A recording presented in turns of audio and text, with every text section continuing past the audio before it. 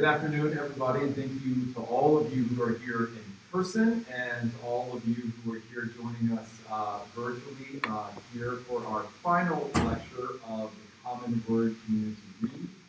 This has been our first semester of trying to do this kind of cohesive approach to reading a shared text. The shared text is Caste, The Origins of Our Discontents by Isabel Wilkerson. Very soon here we will have an announcement about the spring selection that I'm very, very excited about. All of these selections come pre-packaged with community lectures, with discussion questions, and we're going to continue to come up with innovative, exciting, interesting ways to bring us together during the pandemic, and hopefully we'll keep it going past the pandemic and have even more exciting programming to bring the UNCA community together. Today we have a lecture from Dr. Shawn Mendez, and I want to introduce them. Dr. Mendez's research and teaching focus on the ways that race, sexuality, gender, class, and other social locations are interrelated, negotiated, and context-dependent. Previous work focuses on the experiences of LGBTQ people of color as they navigate the racialized context of their neighborhoods, and the ways that LGBTQ parents teach their teenagers about race and queer culture. The published work has appeared or is forthcoming in Black Families, a Systems Approach, the Journal of Family Theory and Review, the Oxford Handbook of Acculturation and Health, and the Journal of GLBT Family Studies. Dr. Mendez holds a PhD in Human Development and Family Studies from the University of Illinois at Urbana-Champaign, and this is their fifth year here at UNC Asheville. Dr. Mendez.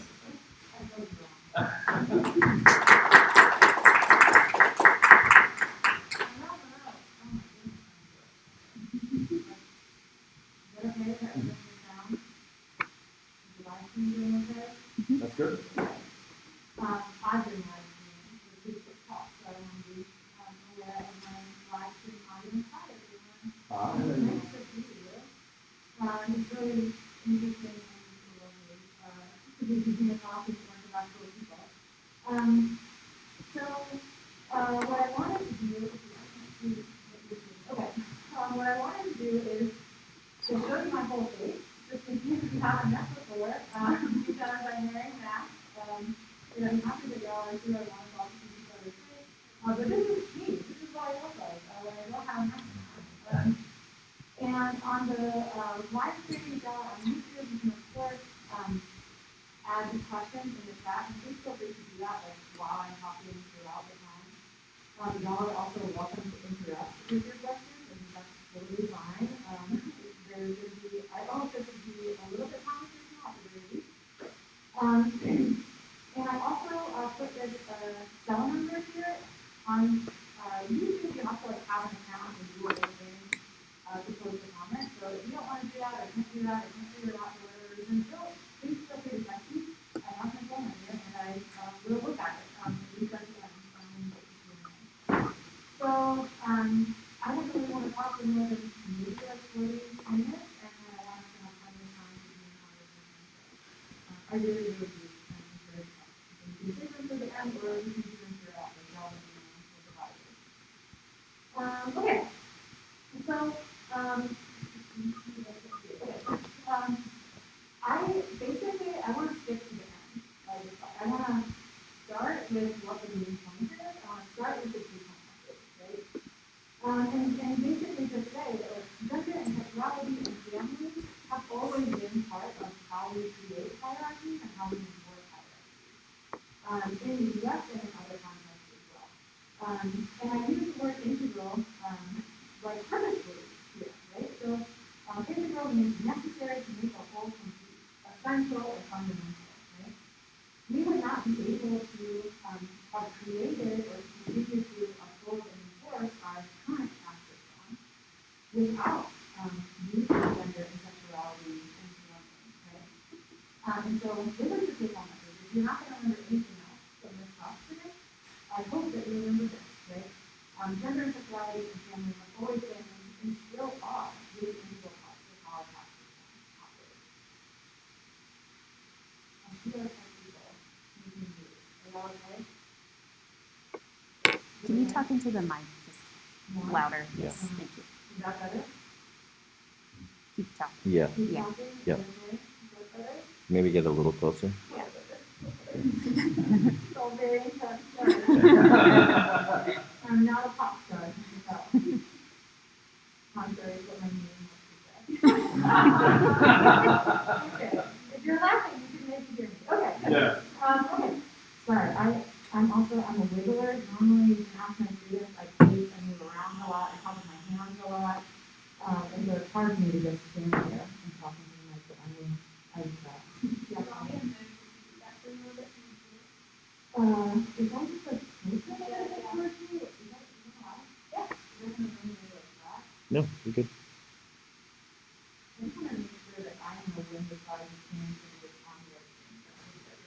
okay. Okay, so before we hop into this discussion about how sexual orientation and gender identity have created and upheld caste systems, I want to talk a little bit about terminology. And so you're going to use lots of terms. You'll hear me say, and you'll see on the screen, LGBTQ. You'll also hear me say like sexual and gender minorities or people with marginalized genders and sexualities. And I use that language on purpose to get at this idea that like even though the acronym has a limited number of letters, most commonly LGBT or LGBTQ, that doesn't cover all of the various expressions right, that there are of genders or sexualities. And the other thing is that here, right, in addition to being some folks like individual label for themselves, is used as an umbrella term, right, to talk about various genders and sexualities and transgender, or sometimes as a degree of just trans. It often also refers to a lot of that spectrum of identities, right? So you'll hear me use various terminology, and if anybody has any questions about what any of these terms mean, happy to field those. But I'm going to move forward assuming that this is the first time you've used this acronym, but please do ask me questions. Yeah. So turn up the volume.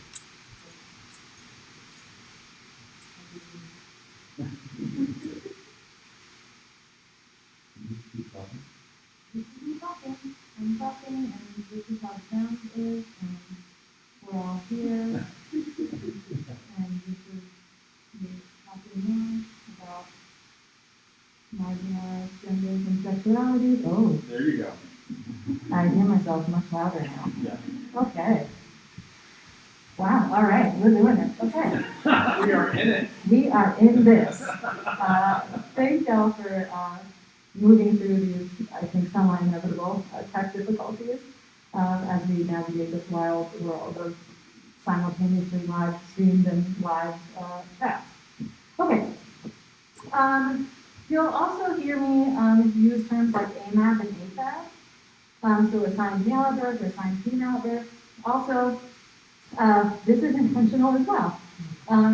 It I think is more descriptive of the reality of how this process works, right? I don't really use AHAB often, but I wouldn't use by this guy.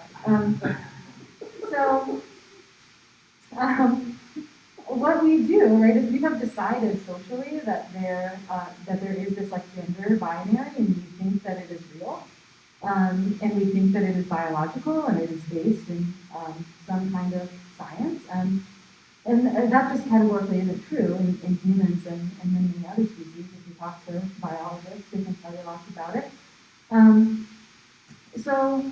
This refers more to like how this process actually goes down, right? Infants are born, we do a cursory scan of their genitals, and we assign them a sex, right? This is most of the time without looking at their chromosomes, without looking at their internal organs, without looking at all kinds of other indicators of sex, right? So you might hear me use these terms as well.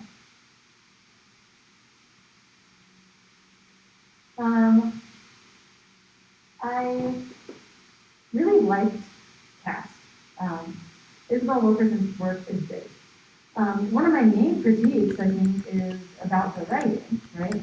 In particular, the way that her writing, through its use of like men or women, his or her, right, serves to uphold and reinforce this binary, right? And again, that's made up, right? Gender isn't real. It's real in its consequences. It's real in the ways that we internalize it, right? It comes to feel real to us, but it's not attached to any objective truth, right? About our bodies, about ourselves. And so I did want to call attention to the use of really binary language throughout this book. At the same time, I'm going to spend most of my time today talking about how these excellent ideas, and I really, really appreciated this book and Wilkerson's other work, but I do want to point out that there's a lot of binary language in this book. And this is pretty common, I think. We often are being inaccurate or causing harm to other groups in our attempt to support a different group, right? And I'll loop back around to that in the end, right? Thinking about other things that we can do and ways that we can do better. Some common questions that I get asked when I talk about queer and trans folks is often just, how many of us are out there? And so according to the Williams Institute, there are about 13 million LGBTQ people in the US, age 13 and up. There are almost 1.5 million transgender adults, that is 18 and up, and an additional about 150,000 trans youth between the age of 18 and 17. The U.S. Census now collects data on same-sex couples, and so I can also tell you things like there are about 700,000 same-sex couples who live together in the same residence. And there are issues, there are critiques that could be levied at all of these data collection sources and research methods, right? There's a lot of limitations here, but this does give us a general sense of what's happening. And we also know that same-sex couples and LGBTQ folks more broadly are parenting. They're adults parenting adult children, they're adults parenting minor children, or children under the age of 18. And they're much more visible, I think, also as parents, and in terms of family formation in modern days than they have been in the past. Other relevant and important background information, right? We had slavery in this country for longer than we have not had it. And after it formally ended, we continued this violence and racism and anti-Black discrimination, and we called it different things. And we enforced it in different ways, but it continues. And gender and sexuality and family formation were big ways that we enforced these policies, right? So, for example, in this Reconstruction period, we did things like having illegitimacy codes, right, which kept Black children from accessing support if they didn't come from legitimate heterosexually married parents, for example, right? So some of the ways that we stigmatized Black folks was by portraying them as somehow pathologically enabled to have white middle-class bourgeois ideas of what family it is and what relationships are. We did this also in our interactions with Indigenous folks, the Indigenous folks of this land as well, right? Who have various kinds of communal living arrangements. And we, again, displaced people from their land and enforced these gender traditionalism, patriarchal, heterosexual, cisgender family norms on these societies and into these cultures that they often did not exist, right? Or weren't prioritized and hierarchically seen as superior, right? Previously. Okay, so I wanted to highlight some of those terminology, background things to orient us. Unfortunately, I can't see what's happening what might be happening in the live chat, but of those of y'all who are sitting in front of me, have y'all read this book? It's in case you haven't. Okay, so it's maybe half of you have read it and half of you have not, so that's great. If you have questions, I don't want to speak on behalf of Isabel Wilkerson too much, but what I'm going to try to do is go over what she describes as the 8 pillars of caste, right? So there's a section in the book where she talks about these sort of 8 key characteristics of how caste systems operate. And throughout the book, she is talking about the US-based caste system, and she's comparing it to the caste system in India and to the caste system of Nazi Germany, right? And so she's comparing these three societies and cultures, and this is the part of her analysis where she's talking about what are some commonalities that we see across all of these caste systems, and she names 8 pillars. So I'm just going to go through the 8 pillars, and I'm going to make some connections between these pillars to gender and sexuality and family. So the first pillar she calls divine will and the laws of nature. And what this pillar is talking about or getting at here is that hierarchical caste systems are often thought to be divinely created and supported, right? And so a lot of folks think about them as like right and inevitable and good because the divine, some deity, right, deemed it to be so, right? And what we know is that being cisgender, being heterosexual, being in monogamous man-woman partnerships are often thought of as the only right and good and moral and correct way to be. And the basis for that is often religious teaching and scripture, right? So we see this in phrases like Adam and Eve, not Adam and Steve, right? Which was common in recent debates around same-sex marriage, for example. So in the same way that scripture was used to justify things like enslavement, it's also used to justify homophobia and transphobia, right? People will take passages from Leviticus or some other religious script or teaching, right? And use that to say, right, that's why it's okay for me to enslave these people, right? That's why it's okay for us to keep same-sex couples from marrying, right? There's often a religious sort of background and support to this. The second pillar, Wilkerson calls heritability. And this is this idea that caste is fixed and it can be passed on across generations, right? And generally, children would inherit the lowest ranking, right? If they have parents who are of different rankings. But in reality, right, the system worked in whatever way it needed to work to benefit white cis male interests, right? So we see things like, especially in our system of like coverture and historically, right, women and children were literally the property of their husbands. So that's where we get naming traditions, right, where wives and children take on their husband's last name, for example. That was to make clear to the public to whom does this woman and these children belong, right? And so children, white children at least, would inherit the titles and land and property from their fathers. However, enslaved people always took on the status of the birth parent, right? And so what this meant was this was a way for slave holders to maintain control over new generations of enslaved African Americans, right?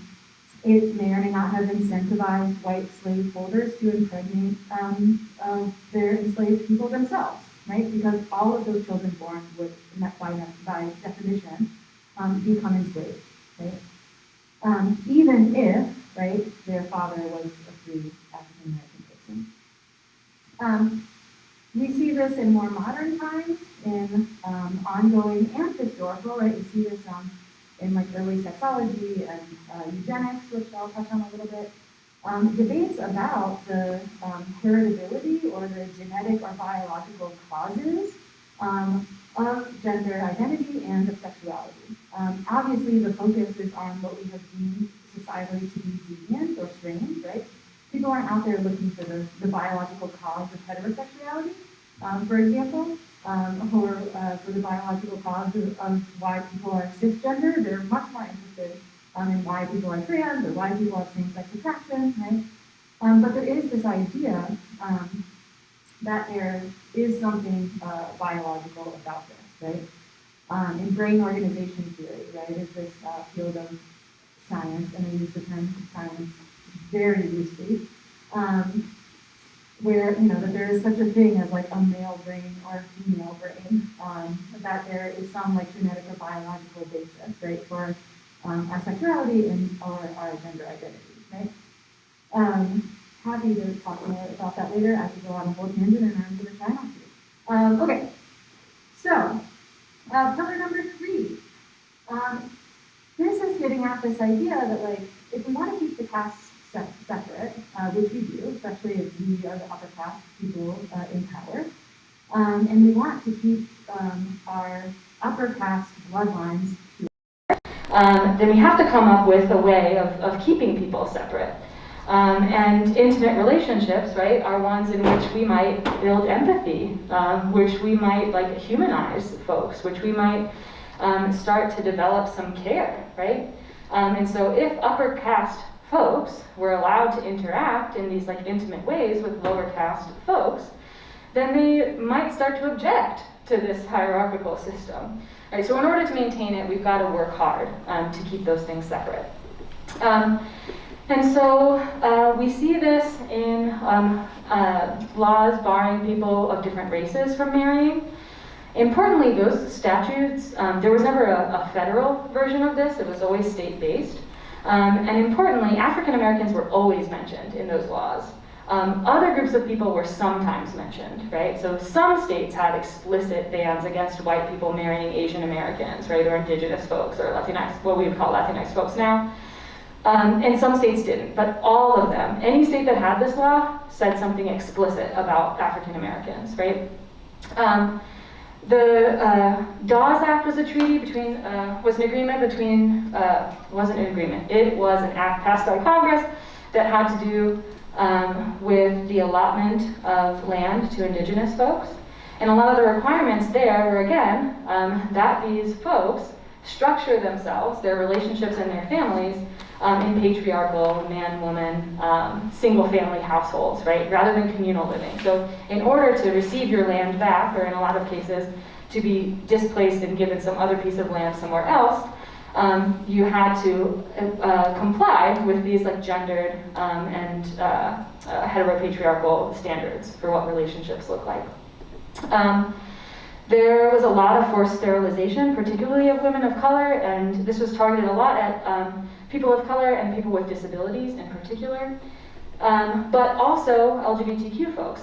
And importantly, right, when we're talking about gender identity and sexuality, should have mentioned earlier, hopefully maybe it's obvious, but queer and trans people exist in whatever racial, ethnic, class, religious, geographic location group you can come up with. There are queer and trans people there.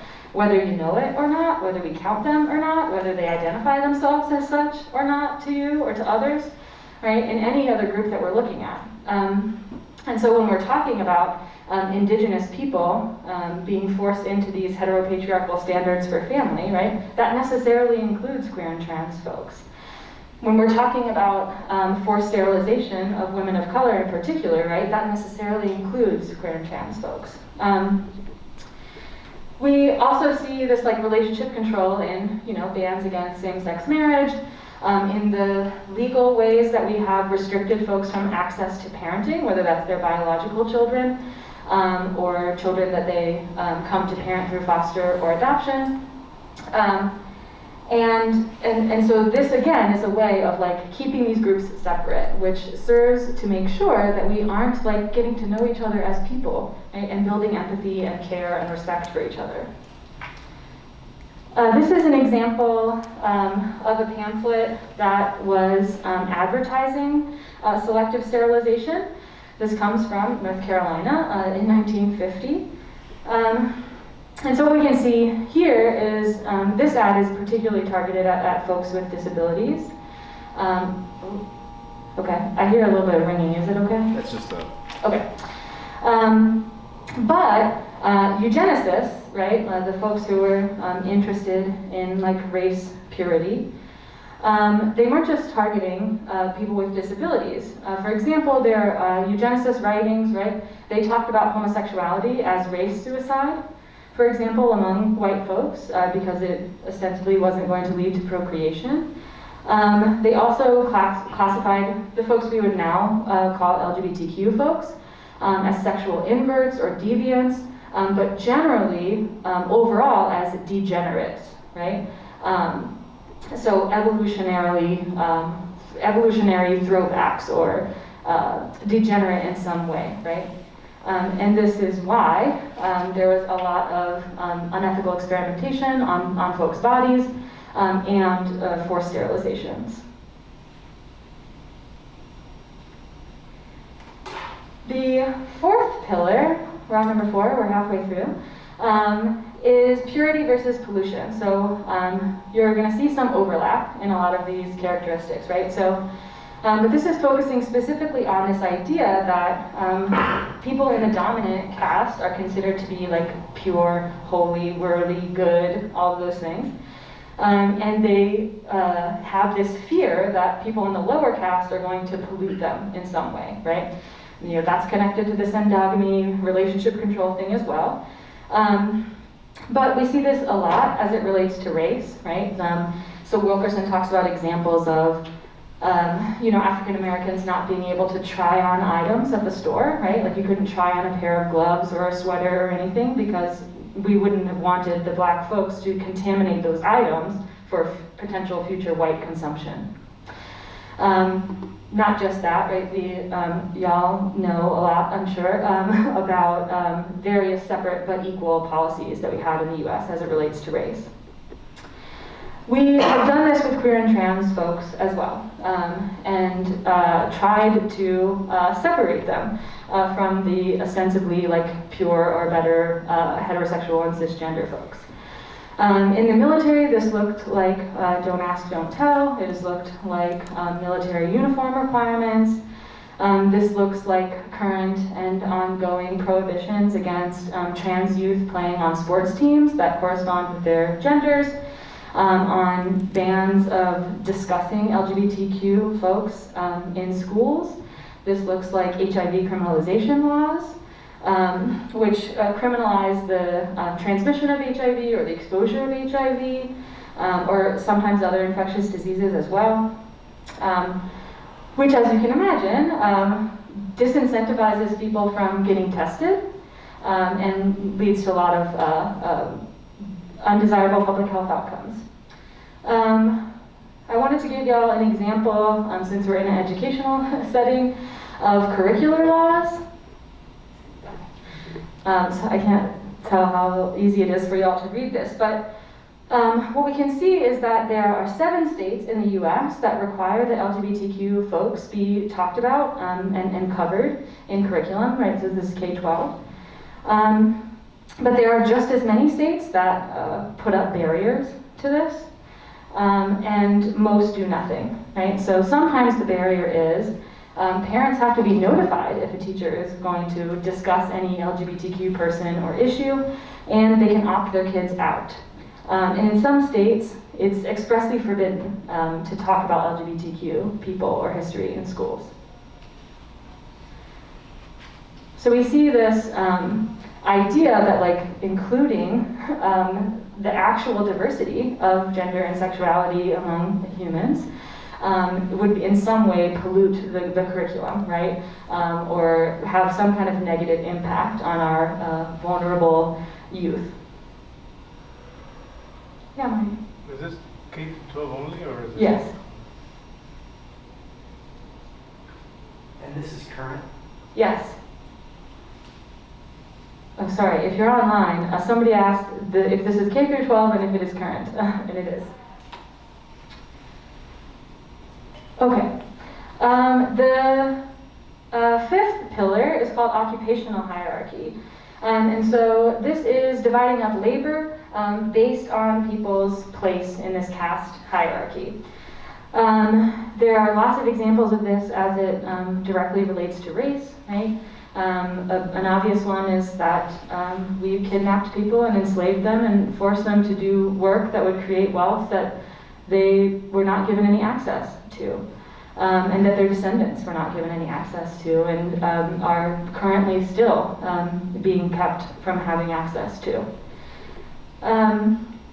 We know that there have historically been and continue to be lots of ways that we keep queer and trans folks from living with dignity and participating in the economy. One way is through the requirement or expectation of specific binary and traditional gender presentations in the workplace. So this could be things like dress codes that are like formal policies in the workplace. It could be like informal things like harassment and discrimination. We have had explicit bans of queer and trans people in various workplaces, right? So Don't Ask, Don't Tell might be an example of that too in the military. But I'm sure y'all have seen media coverage of, you know, the Boy Scouts saying that we don't want trans boys and we don't want gay male troop leaders, right? Explicit prohibitions from queer and trans folks having positions of authority in various religious institutions, right, and places of worship as well.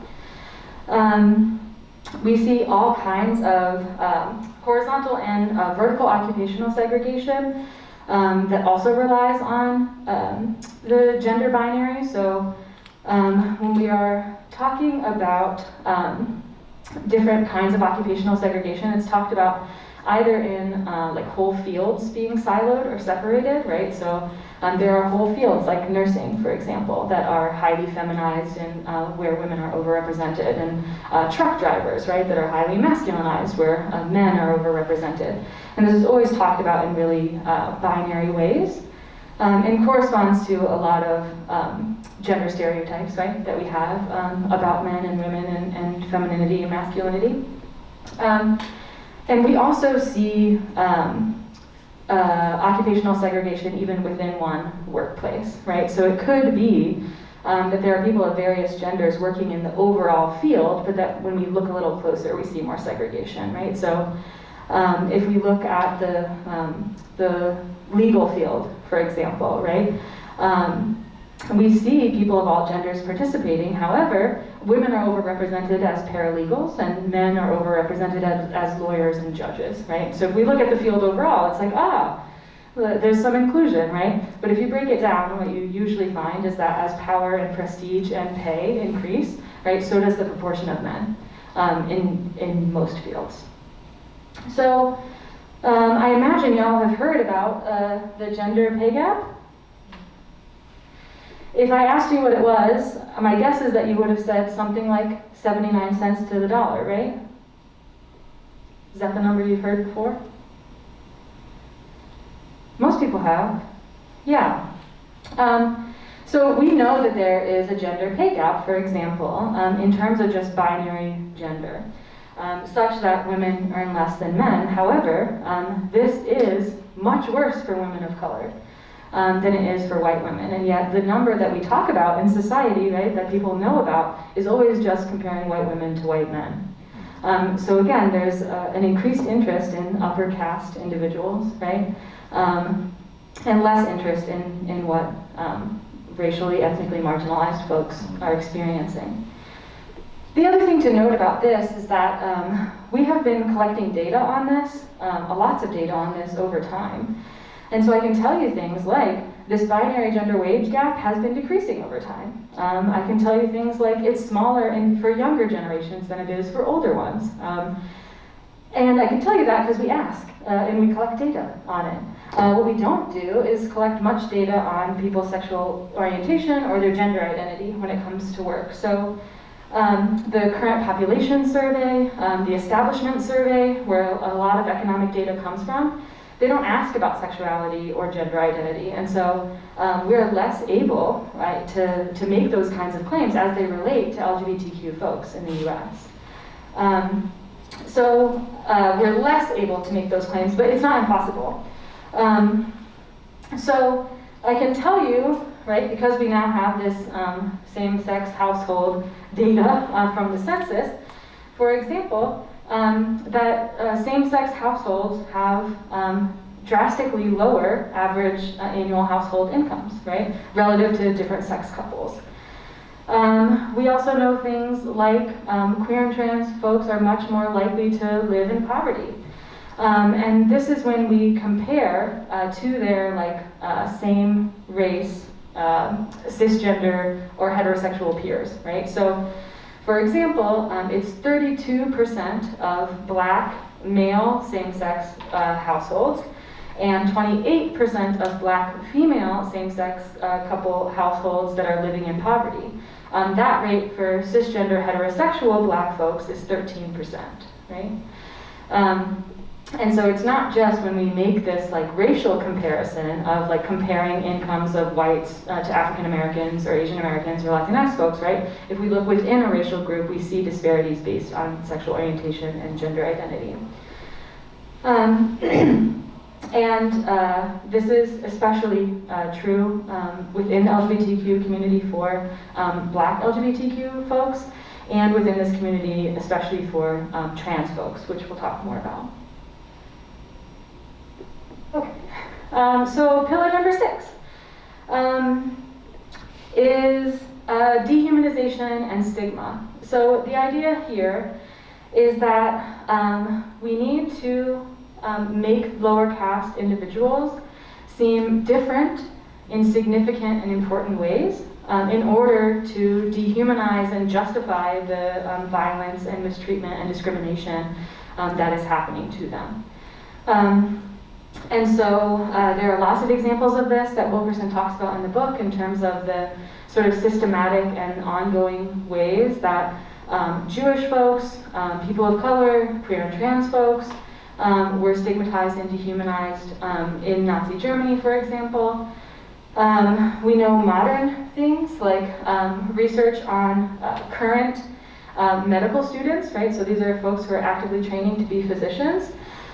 They have beliefs, for example, like African Americans have thicker skin and feel less pain than whites. We know that sexuality and gender identity have also been pathologized.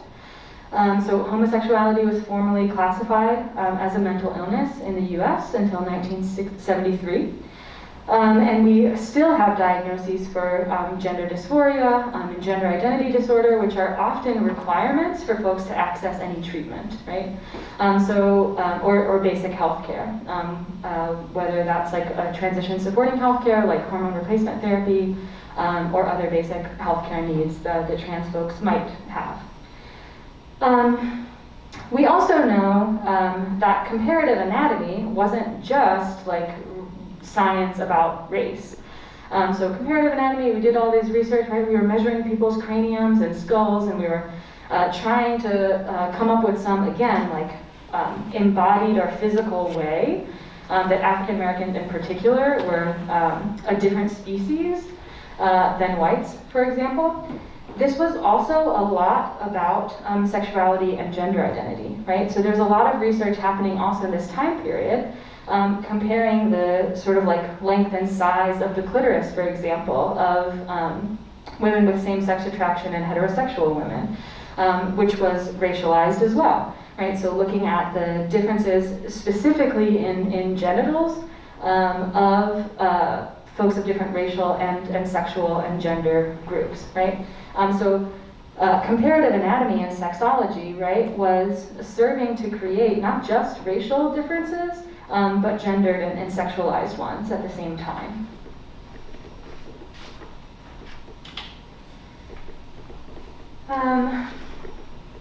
In thinking about the ways that we stigmatize folks, right? Y'all maybe heard about this ruling. It was summer of 2020, a federal Supreme Court ruling, which made employment discrimination based on gender identity or sexuality illegal. That's great. That's a good move. Also, it happened in 2020, so that's notable. But this hasn't like cleared all of this up for us, right? So what we know, for example, is that there are lots of states that don't prohibit discrimination in credit and lending, right? And so this has a lot to do with people's financial stability, their access to like wealth accumulation, right? Because this has a lot to do with whether or not you can get a loan to buy a car or to buy a house, right? Which are all of these markers of financial stability, the American dream, right? And people are systematically kept from having that, right? And it's not just racialized, it's also about gender identity, and it's also about sexual orientation. The seventh pillar is terror as enforcement, cruelty as a means of control. I thought Wilkerson said this the best, right? So I'm quoting her here. The only way to keep an entire group of sentient beings in an artificially fixed place, beneath all others and beneath their own talents, is with violence and terror, psychological and physical, to preempt resistance before it can be imagined. So this is talking about the brutal and violent treatment of lower caste folks. And again, even if we were only talking about race, right, that is going to include LGBTQ folks in terms of lynching, internment, genocide. One of the most common reasons for the lynching of black men, for example, was like sexual advances towards white women. And so again, like sexuality, gender, family are really wrapped up even in the racialized enforcement of our caste system. We also know that folks who don't conform to gender and sexuality norms, that's often used as a justification for violence and harm that is inflicted upon them. 2021 has been the deadliest year for trans people since we started keeping track.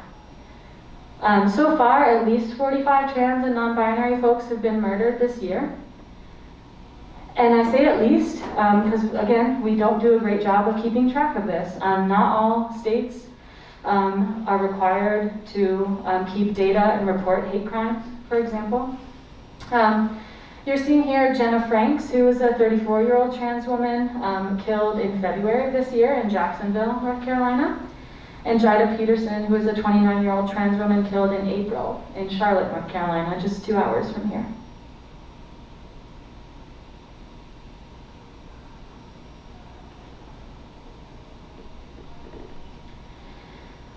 What we're talking about is not just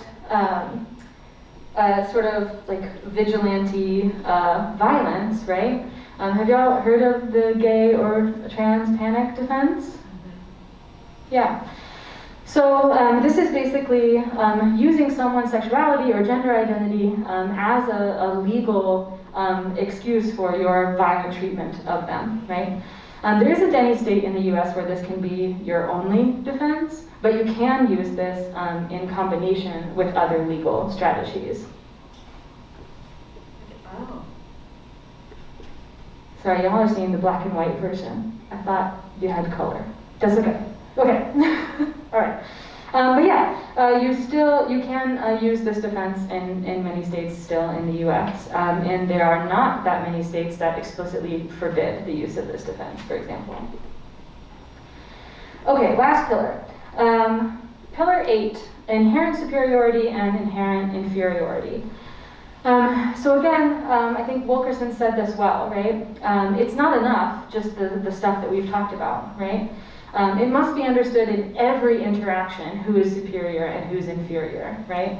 And so this is getting at the level of these like small and everyday interactions. And I think that it is particularly telling the ways that we do this in terms of gender and sexuality in our support services.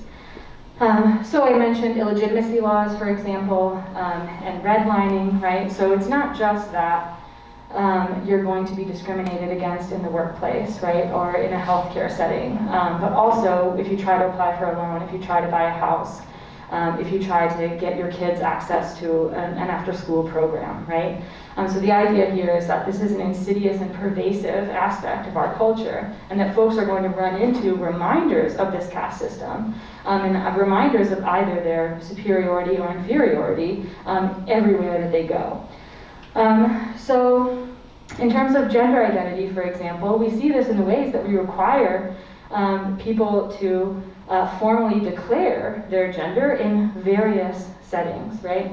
Not just on your like formal IDs, right, like your passport or your driver's license, but basically everywhere. And I would argue mostly in places where it doesn't matter, right? Even on a photo ID, like think about your driver's license, there's a photo of you there. What does having an M or F tell any law enforcement person who might be trying to find you about what you might look like, right? There is no one female gender presentation or male gender presentation, right? So knowing that about a person doesn't actually give us very much information, even information that like theoretically could be useful to law enforcement. So in a lot of ways, we don't need that. We're just, again, reinforcing and upholding a false gender binary that we made up. And we're coming up with all of these different ways and all of these different places and spaces to remind people of that, right? And that's how we come to believe it to be true. We also do a lot of binary sex segregation in terms of our facilities and services, right?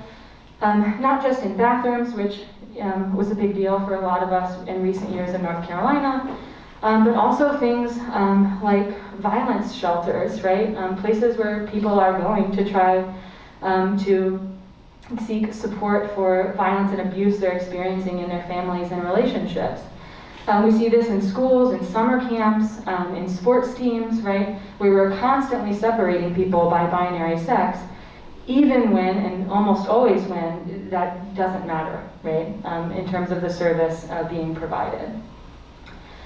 As an example of this, y'all are seeing public accommodation laws. All of the maps that you've seen, by the way, come from the Movement Advancement Project. And if you just Google Movement Advancement Project, they call these their equality maps, and you can look at various issues, many, many more than what I've shown you here.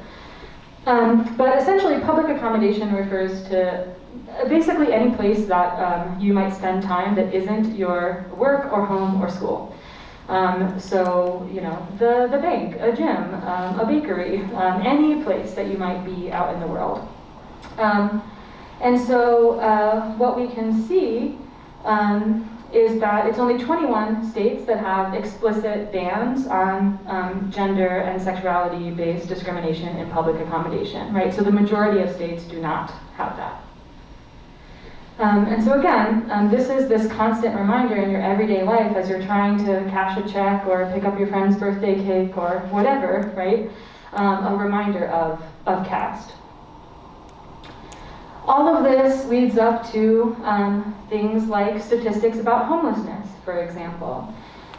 It's not just that trans folks in particular, but also folks with marginalized sexualities are more likely to experience homelessness relative to their cisgender and heterosexual counterparts.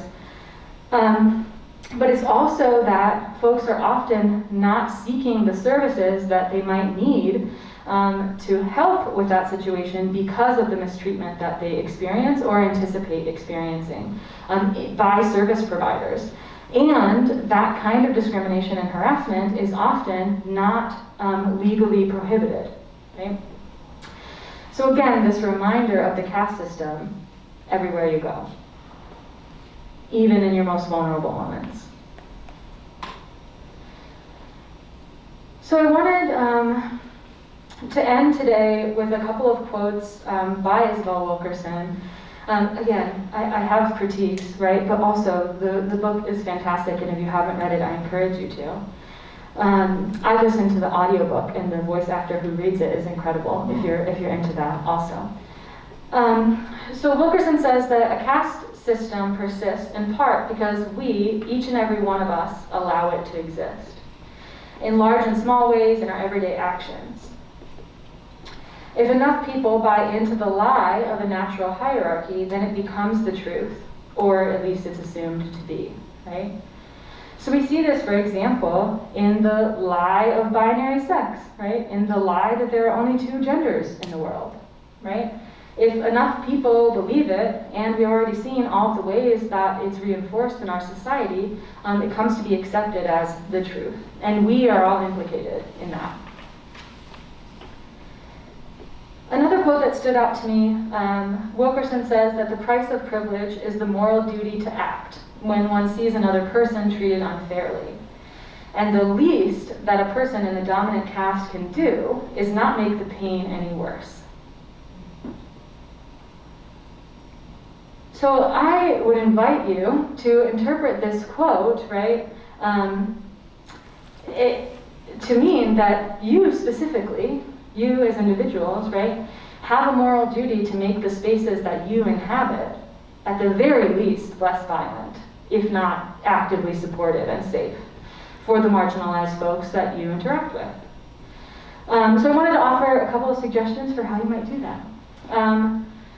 What can you do? The first big one, and I offer this one to you mostly because you can really actively do it yourself, right? Regardless of the laws in your area, regardless of what other people are doing around you, you as an individual can do this, right? So you can get your language right. Say your pronouns. Include them in your email signature, on your slides, when you're talking to a new group of people at a party or a work gathering, right? You can say, hi, I'm Shawn, I use she or they pronouns, right? It might start out feeling a little bit weird, and it becomes normal if you do it enough. You can ask people what pronouns they use rather than assuming. You can stop gendering things. Gendering things like hobbies and sports and colors and objects in the world, it's silly, it's inaccurate, and it upholds a violent system that we can and should change. So stop gendering stuff, and definitely stop gendering people. And I mean that seriously, literally everyone, even in your head, even in your thoughts, right? You can stop that. So you can say, like, oh, I saw this person wearing a lovely sweater in the store today, right? Why do you need to gender that person to say that you thought their sweater was lovely? You don't. Spoiler alert, you don't. So stop doing it. And you can do that, and you can be in charge of doing that, right? Regardless of if everyone else around you is doing something different. I will share these slides, I guess, with Wiley, with someone, so that they can be linked on the YouTube page, etc. With some of these like language do's and don'ts, right? So if you're like, ooh, should I say a thing? Should I say this? What's the best way to say this, right? That information exists on the internet, I almost guarantee it. So there are a couple here that I won't get too into. Other suggestions I have for you is to educate yourself, right? We have access to more information more easily, especially those of us attached to an academic institution, right? To an arguably shameful degree, right? And Google is free. So if you have a question, ask the internet, ask people like me whose job it is to teach you about these things, right? Rather than asking the queer and trans or people of color in your lives to explain their existence to you, right? Ask people who are getting paid to educate people about those things. Ask people who have made the choice for themselves to share that kind of information on their blog or online, for example. Those of us with class privilege can, put our money where our values are. So make an effort this holiday season, for example, to buy presents from local businesses, from Black and queer and trans-owned businesses. Or at the very least, to not give your money to companies that are actively participating in violence against those communities. Is ethical capitalism real? Probably not, but we can try, right? So I invite you to make an effort. And lastly, please try not to harm people in your attempts to support other people, right? We do this in big and small ways. For example, in like fat and body shaming of the former president when we disagree with his politics, right? What his body looks like has nothing to do with the things that he did, right? And so we shouldn't be fat shaming someone. We shouldn't be saying things like, I can imagine that for you as an African American person, it's hard being gay because the Black community is so homophobic, right? It's not okay to homogenize and stereotype and classify a whole community in those kinds of ways, right? It just perpetuates further harm. So those are a few suggestions that I have for y'all. I'm sorry that I didn't leave more time for us, but I would be super happy to answer any questions that you might have. And again, I have my contact info here, so y'all can text me a question if you have it. Let me look. Okay, I don't have any. And I also provided some places where you can learn more about LGBTQ folks. These folks have great data. Thanks, y'all.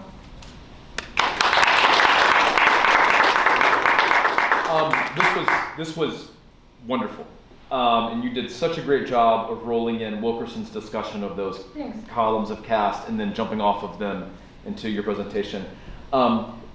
one thing that you mentioned the gendered language as being a shortcoming of her work, and also Yeah. I remember reading the book, and she said caste is defined as something you cannot act your way out of. So class is not caste because you can earn more money, but she specifically identifies race as something you can't act yourself out of. Yes. But also gender identity and sexuality are things you cannot act yourself out of. So are there more resources, or is there a complete lack of resources acknowledging the caste role of exactly what you're talking about?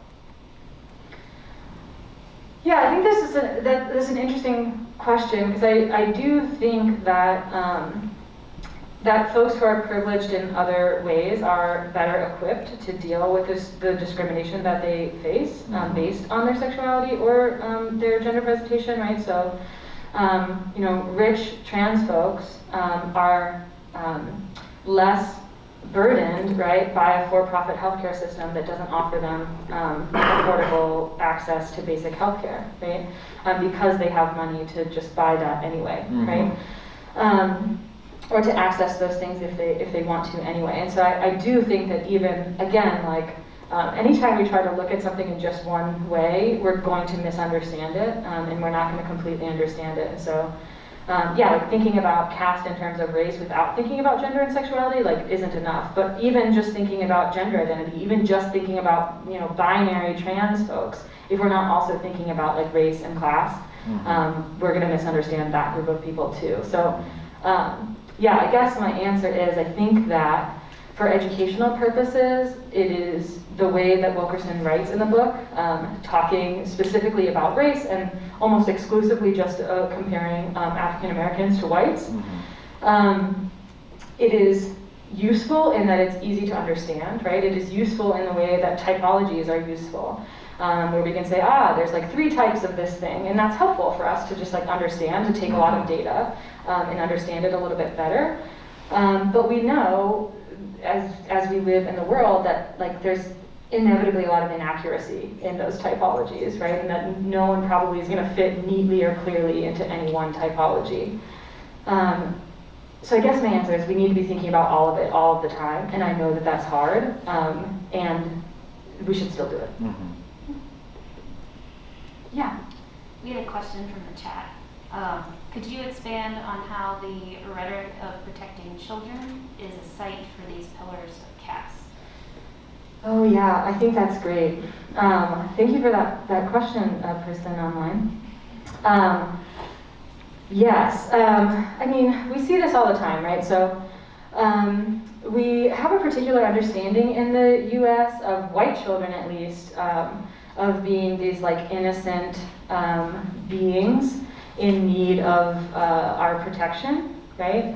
And that presumption of innocence and like deserving of care and support and softness and warmth and what is not really extended to children of color.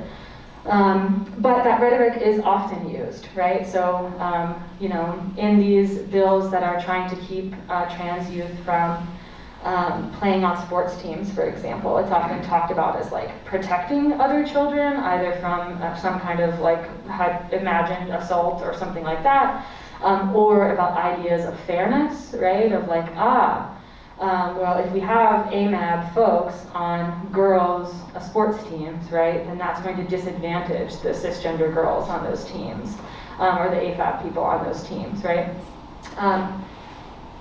Importantly, this is relying on a lot of biological reductionism and essentialism that, just isn't true. Also importantly, this is not like competitive or professional sports. We're talking about like 7th grade hockey teams or whatever it is, right? And so why are we so invested in that, right? So under any amount of scrutiny, it breaks down, and we see that like this rhetoric around protecting children is way more about enforcing a gender binary and excluding queer and trans folks from, various activities. Similar to, abortion regulation is not about women's health, right? It's clearly about restricting access to abortion, right? So folks will levy all kinds of rhetoric, right, to justify discriminatory treatment. But anytime you like actually take a close look at it, right, it doesn't hold up.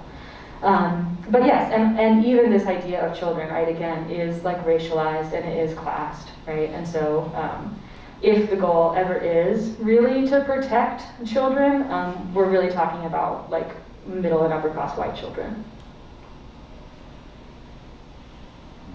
I know we're over time, but I'm happy to hang out a little bit, or if y'all have other questions. That was wonderful, yeah.